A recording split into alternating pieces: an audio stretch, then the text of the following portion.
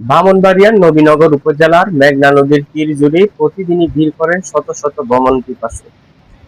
নদীর নির্মল পরিবেশ, শীতল বাতাস এবং মনোমুগ্ধকর প্রাকৃতিক সৌন্দর্য উপভোগ করতে দূর দূরান্ত থেকে ছুটে আসেন দর্শনার্থীরা।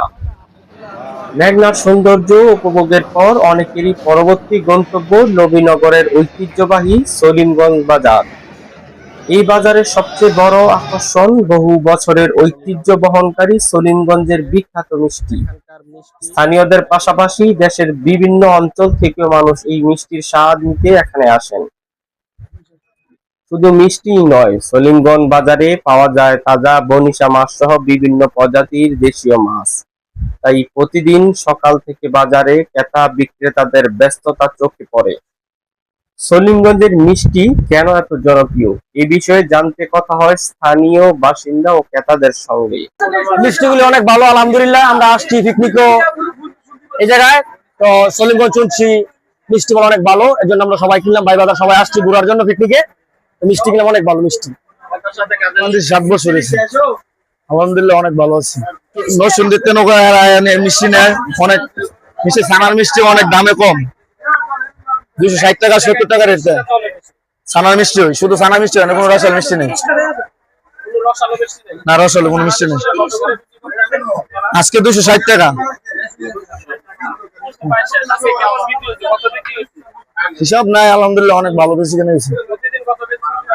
100 কেজি 200 কেজি আর 300 কেজি না, 7টা দোকান আছে।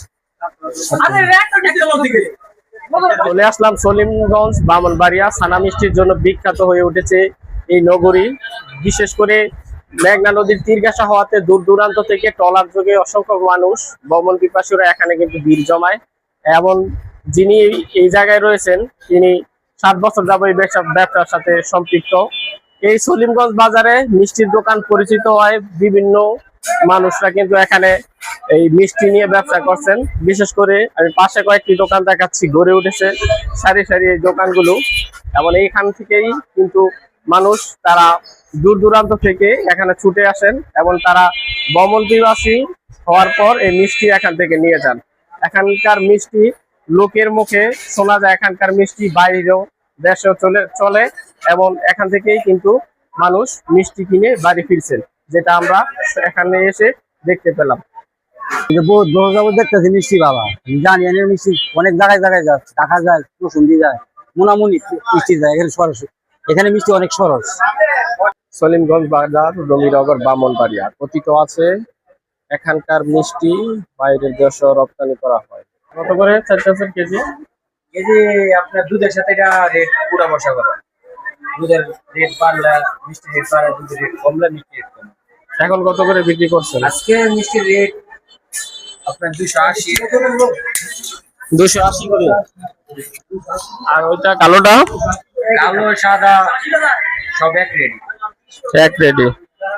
তো এই জায়গা থেকে দূর দূরান্ত থেকে মানুষ আসে।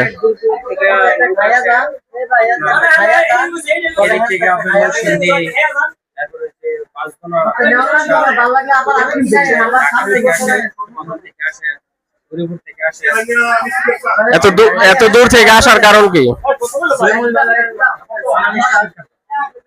এইখানকার মিষ্টিটা মানে ব্যতিক্রম কি, বিখ্যাত? ট্রাই করলে বুঝতে পারবেন যে কতটুকু ব্যতিক্রম। মিষ্টি ট্রাই করেন। প্রতিদিন কত কেজি বিক্রি হয়?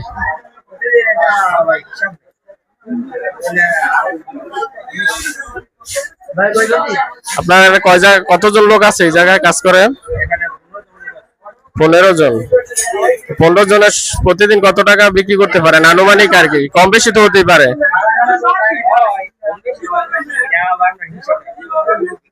আজকে কত বিক্রি হয়েছে আনুমানিক?